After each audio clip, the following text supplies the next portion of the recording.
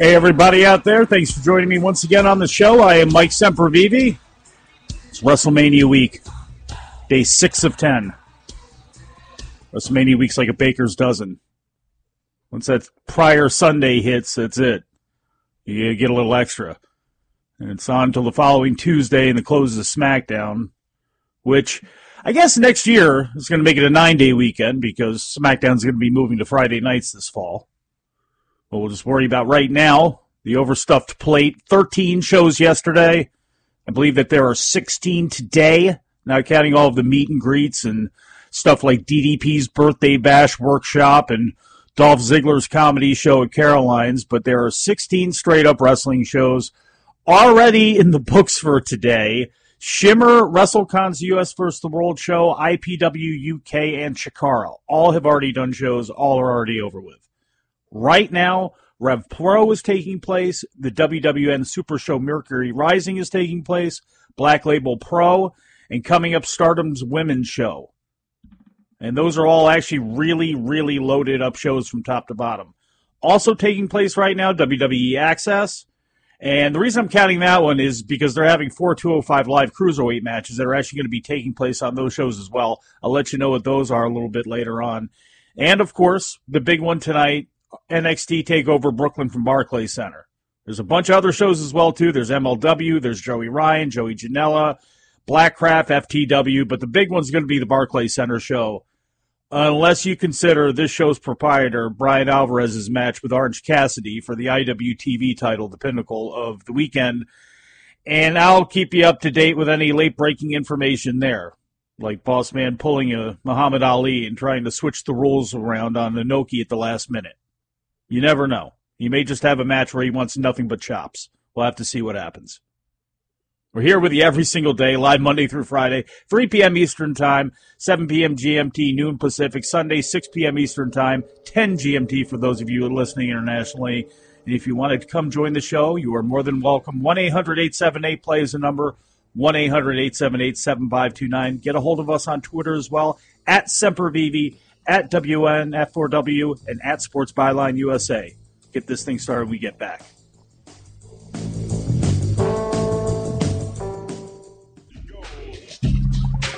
Just got a text. I was hoping it was some hot information coming out of Jersey City, New Jersey, about the Black Label Pro Adventures in Wrestling show featuring our fearless leader, Brian Alvarez, going after the Independent Wrestling TV Heavyweight Championship. Actually, it's really an open weight championship because neither Brian Alvarez nor Orange Cassidy I would consider massive heavyweights. But it was not. It was from Major League Baseball, actually. Letting me know what midseason trades are looking like are going to happen. We're 2 weeks into the season. We're rushing things here. Can't rush anything this WrestleMania week, that's for sure. Want to know your thoughts on it? Let me know. 1-800-878-PLAY. Get a hold of me on Twitter as well, at Sempervive. Another Twitter you want to follow, at Sports Byline USA. Of course, they're our vessel for getting us here. As well as WONF4W. Why do you want that one this weekend? Because anytime anything happens, when it comes to every activity that's going to be taking place this weekend, you'll be able to get notified there, as well as with all of the radio shows and all of the other content that's going to be up on the site. Lots of things going on right now. Not only is Brian going to be wrestling here relatively soon at the Black Label show, but the biggest thing, obviously, tonight, NXT TakeOver. 24th TakeOver show in NXT history.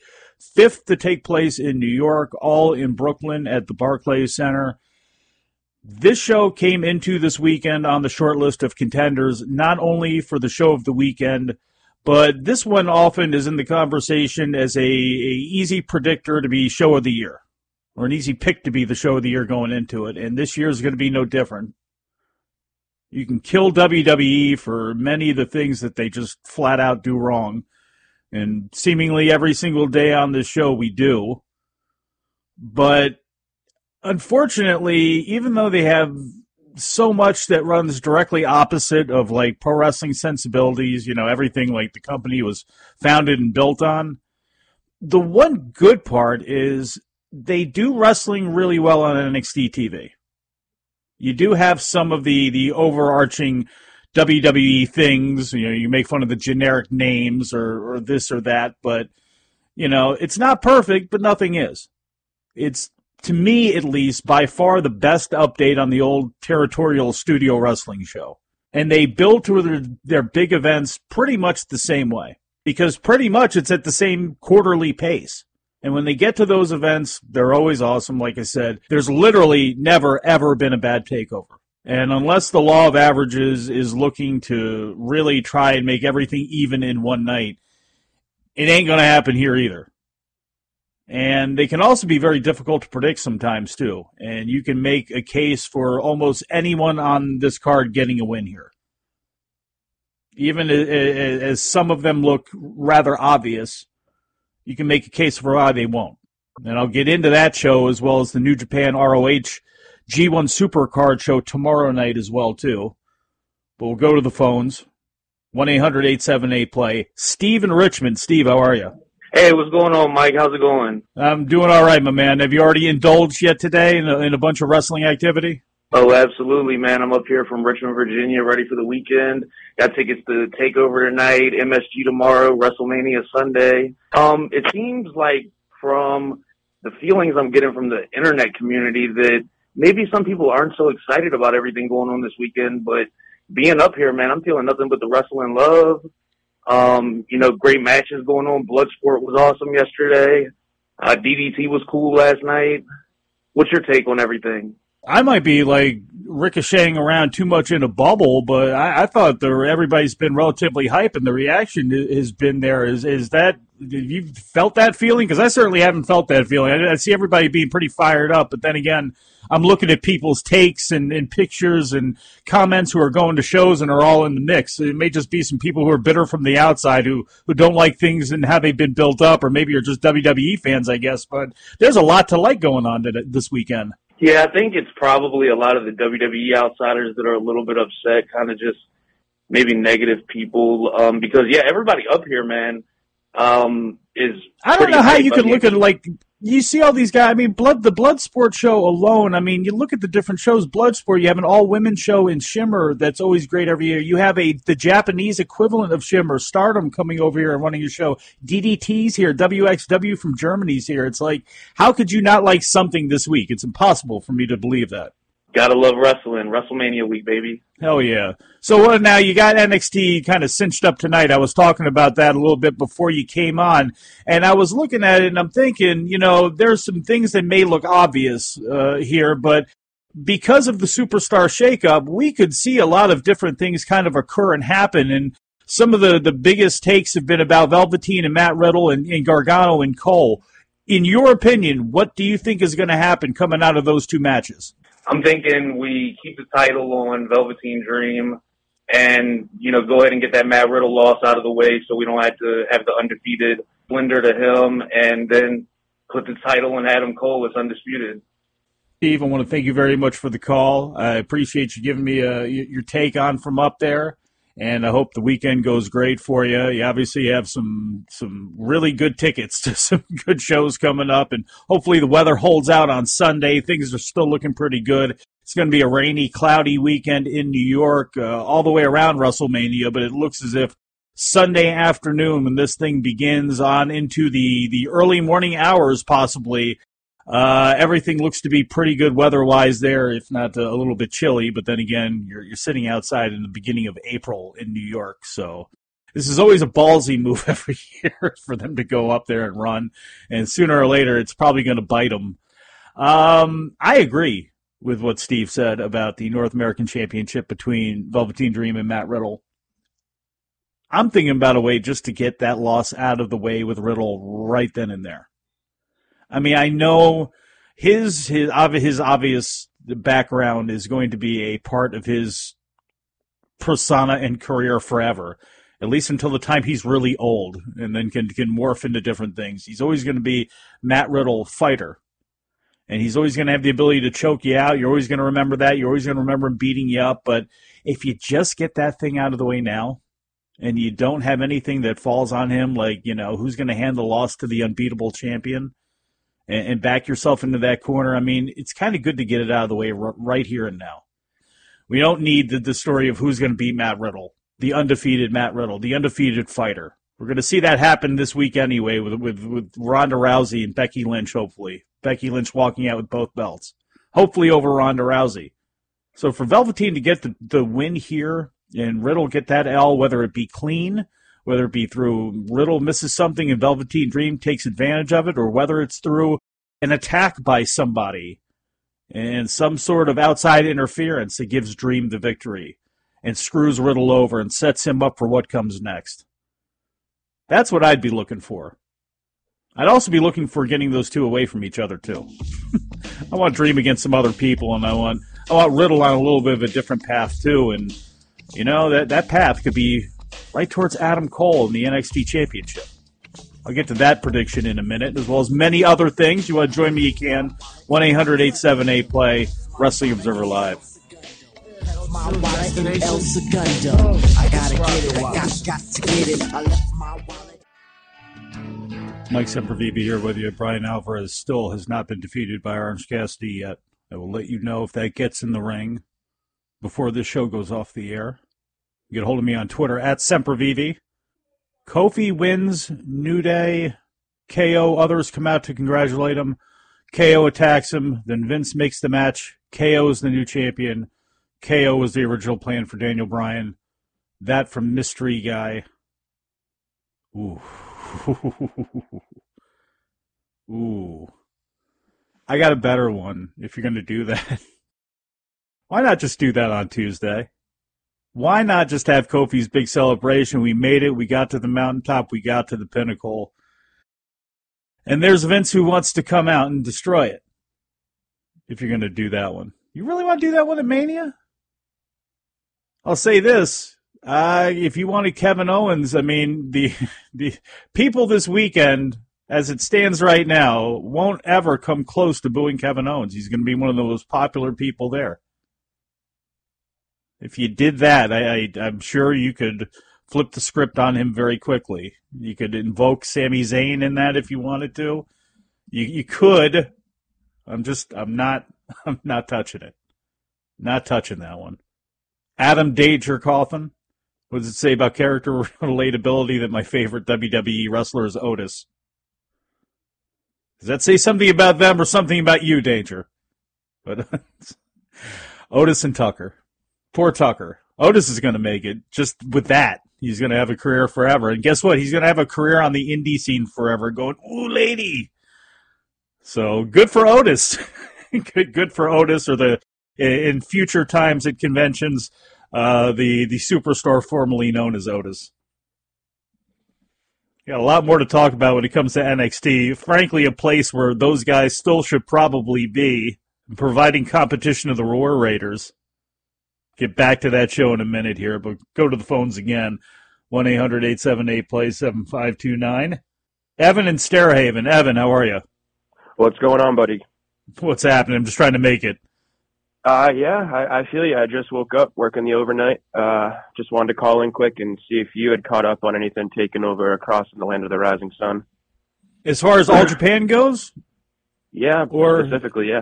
No, unfortunately not. I did, like, it was Okabayashi and Ishikawa today, right? Was that the big match today?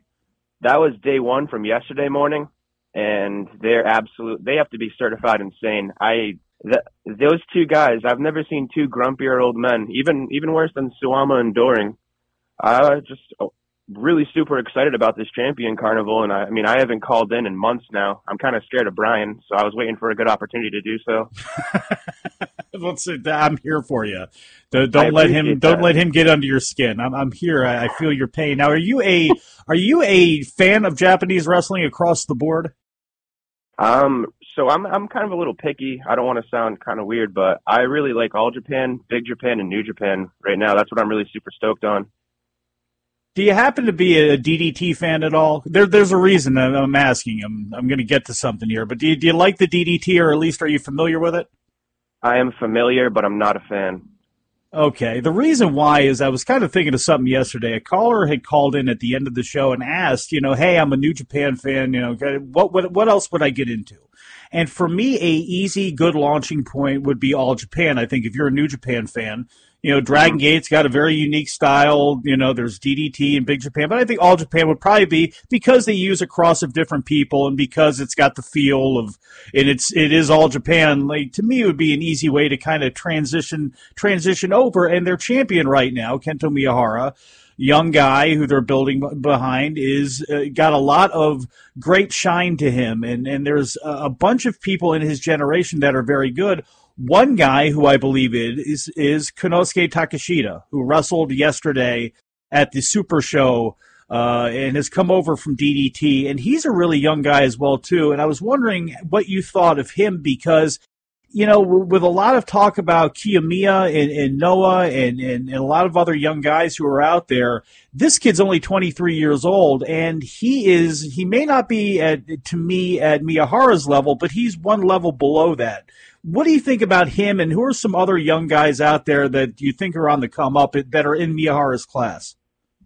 Ooh, that's a great question. Honestly, on the come up, it's actually really exciting for a long time. I put a lot of stock into Miyahara. I mean, he, to me, is the future of Puroresu. But Jake Lee and Naoya Nomura, who both had a pretty damn good match on the first day of the carnival, that's, the Next Stream stable, if people aren't too familiar with that. They're going to be, I think, the future. They're both two young guys. Like you said, Konosuke Takeshita is really good. Kaito Kiyomiya as well. They are like a step below. And I heard you and Adam talk about this on the last, Mike and Adam show. These young guys, the way they train, how they're put through the dojos, it really shows. And even as someone who, I don't subscribe to DDT World, I'm not a fan of them, like I said previously, I can at least respect and admire the work they put in. And I'm not really on board with Noah. I'm really still kind of peeved about them dropping Misawa and the green ring. I'm sure, like most of us are, but the guys over there doing things in the smaller promotions, I'm on board with it. I'm happy. I really want to see them flourish. I want to go back to the time when there was more than just one company running the Budokan. Are you on Twitter, Evan? Yes, I am. Do you follow the Adam Mike Big Audio Nightmare Twitter, Adam Mike BAN? I also follow the Instagram as well. If you look at it right now, you'll see the most glorious thing you've ever seen. And I want to thank you very much for the call. But my co-host and partner, Adam Summers, just met Katsuyori Shibata. He told him he was his favorite wrestler. He is. They bonded over Adam's Tiger Mask shirt that he's wearing. Adam is dead. His life has peaked. If he has actually died, I'll let you know, and I'll scalp his ticket for him, and then you can kind of sit near us at the Madison Square Garden show, and we can speak nicely about Adam. I forget what face value is. It's going to be at least double that. Adam's happy. Everybody that's in New York seems to be happy.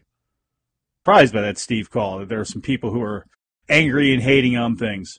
Look, you can not like the way WWE built towards Mania, and there are things there's always things you can call out and nits you can pick and all that sort of good stuff. But like, just that WrestleCon Super Show from Thursday night, let alone what's taking place today, sounds like it was off the hook.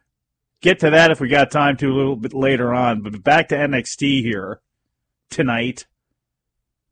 I think Velveteen's beating Matt Riddle. I just don't know how. Now, from there, what would be good for Matt Riddle? Oh, I don't know. Maybe a quest for the NXT Championship against Adam Cole. That would be my pick. I know everybody's going to be picking Johnny Gargano or maybe picking Johnny Gargano, but I like the thought of Adam Cole winning that title.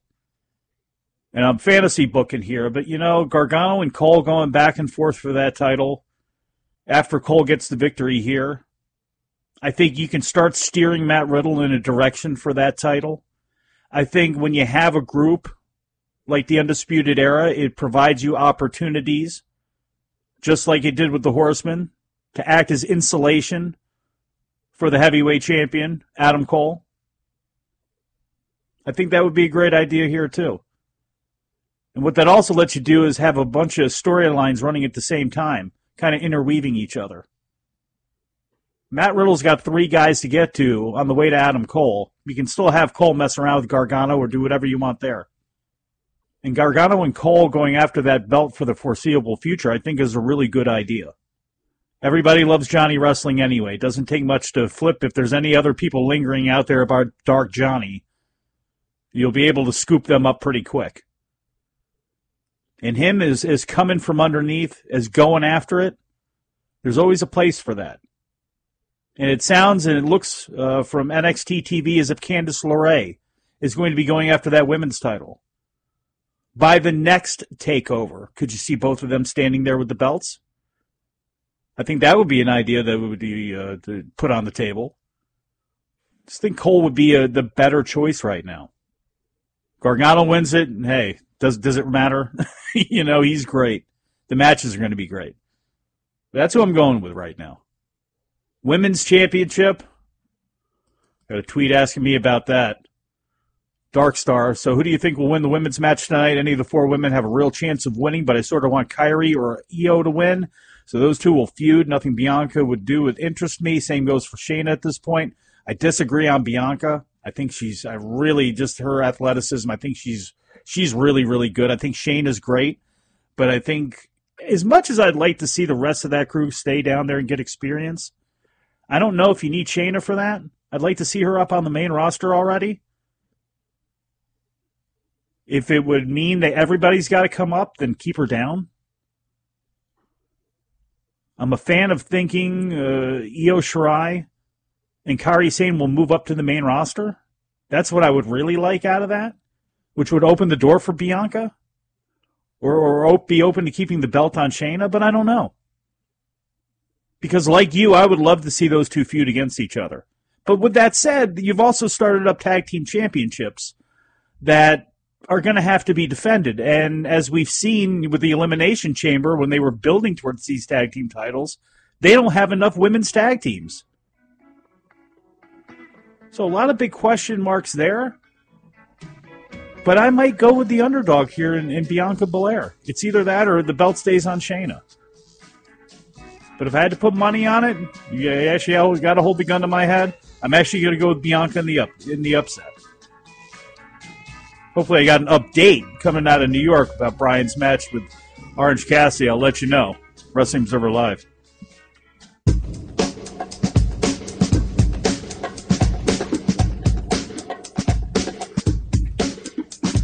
You are listening to Wrestling Observer Live with Brian Alvarez and Mike Sempervive on the Sports Byline Broadcasting Network. Update out of the shadows of New York City. Black Label Pro, Adventures in Wrestling has begun. Ethan Page and Kobe Durst start the show off. Bossman said he would be wrestling early in the show, said that with Dave Meltzer last night on the members-only Wrestling Observer radio show, which is different than the members-only Wrestling Observer live show Q&A session, which took place earlier today at some hotel where Brian and Dave are staying. But if anything happens, if there's any updates, I will let you know before we go off the air. And if we are off the air, just go to Brian's Twitter, where hopefully there will be pictures posted of him being chopped to death and beaten up and conquered by Orange Cassidy. You can either go there or go over to WrestlingObserver.com. That's probably where you should go. All weekend long to get all of the news and information you're going to need, including all of the shakeout that happens after WrestleMania. And Dave and Brian are going to be doing a members-only show after WrestleMania. Deep late after WrestleMania, too, probably. The time for WrestleMania, if you did not hear this, there is a window for WrestleMania that extends out to 1 o'clock in the morning. I don't know exactly why they did that. Traditional pay-per-view times for fights that begin at 9 and 10 o'clock have always traditionally been until 1 o'clock in the morning. UFCs and things like that. So maybe that's why they did it. It is hard for me to believe that they have that time cut out on the network to actually go that deep into the morning. That just seems completely insane to go until 10 o'clock Pacific time on a Sunday night.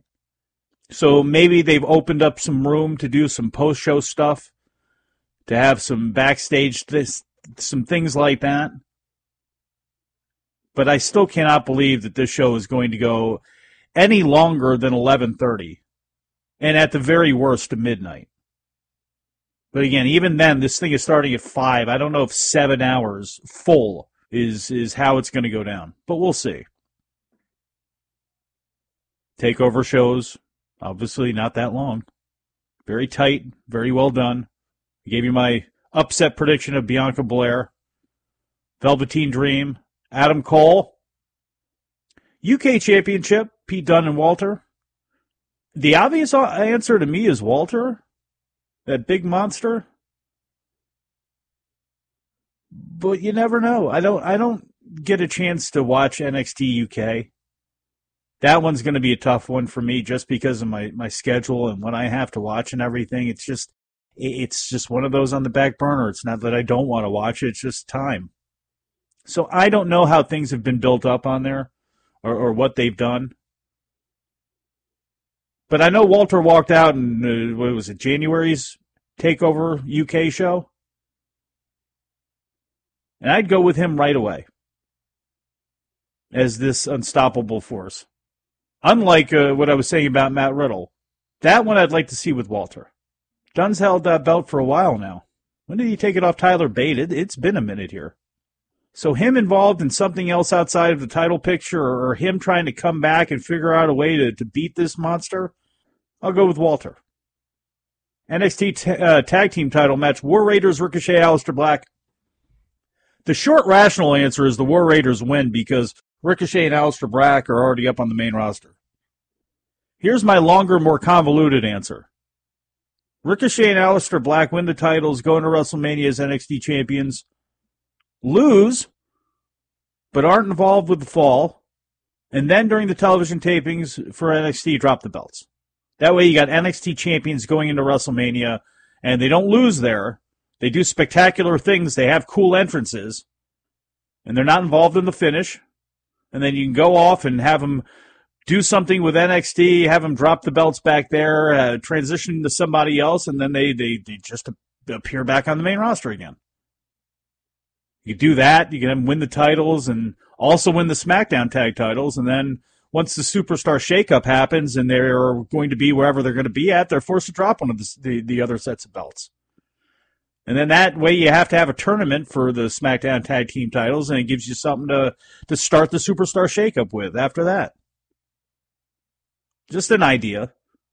Because that's the one on the surface that's like, well, War Raiders are probably going to take that one.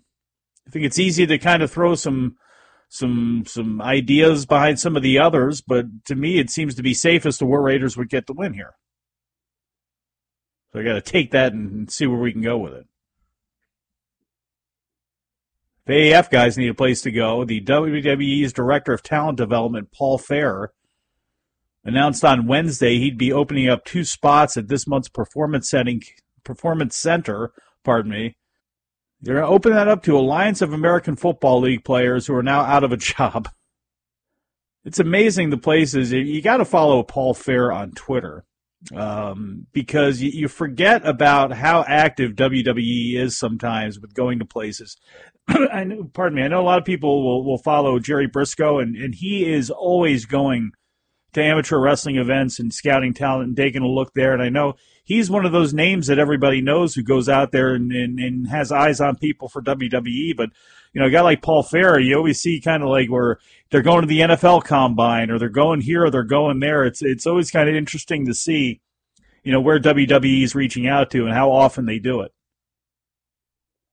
Triple H on FS1 this morning announced it was they're officially doing a studio wrestling show on FS1. It's going to air on Tuesday nights as SmackDown moves to Fridays on Fox October 4th. Up on the main page of WrestlingObserver.com, the story says it was said that the studio show will discuss everything going on in WWE, including Raw, SmackDown, and NXT. It will feature, quote, some faces very familiar to the WWE universe, both from the past and the present, unquote. Goes on to say, because of the sports entertainment aspect of it, it's an analyst show where you're talking about the athletic component of it. It's also an entertainment where you're talking about where things are going and the storylines and the characters and all of it, Triple H said.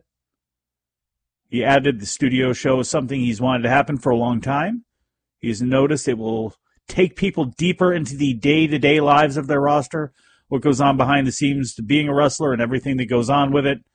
The show, as announced, was first reported in May of 2018. It has finally taken this long to come to fruition. I can imagine Dave Meltzer having a lot of comments on this thing. It is not going to be a outside the lines. Bob Lee is not going to be hosting this.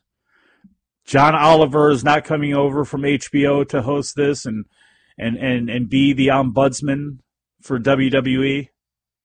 It's an entertainment show. That's what it's going to be.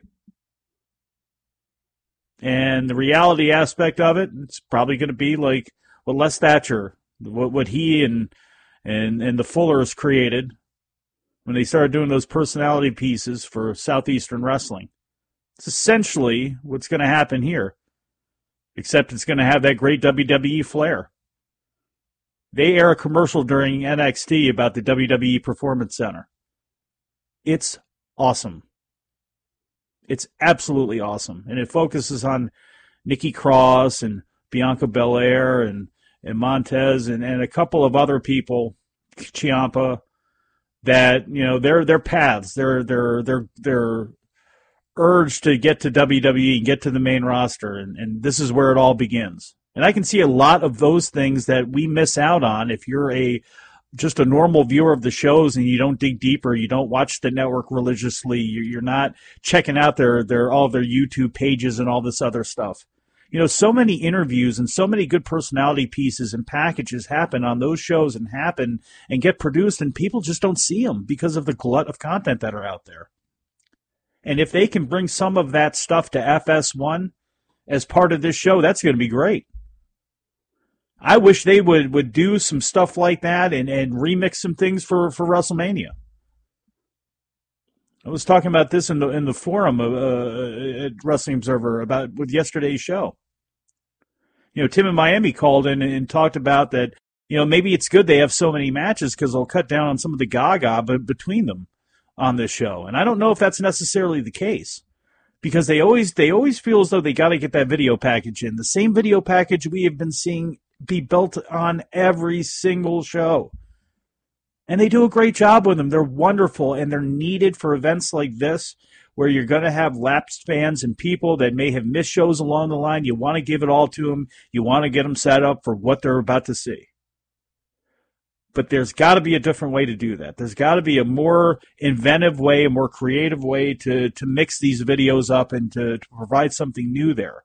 So for everybody that's been watching the whole time, it's just not 5 more minutes of a delay between matches after we got a bunch of other stuff. I really wish they would do something there. Going to be short on time here, but I do want to talk about the New Japan show since we will not be doing a show on Saturday. At least I won't. I'll be there. The world's most famous arena. My personal favorite building.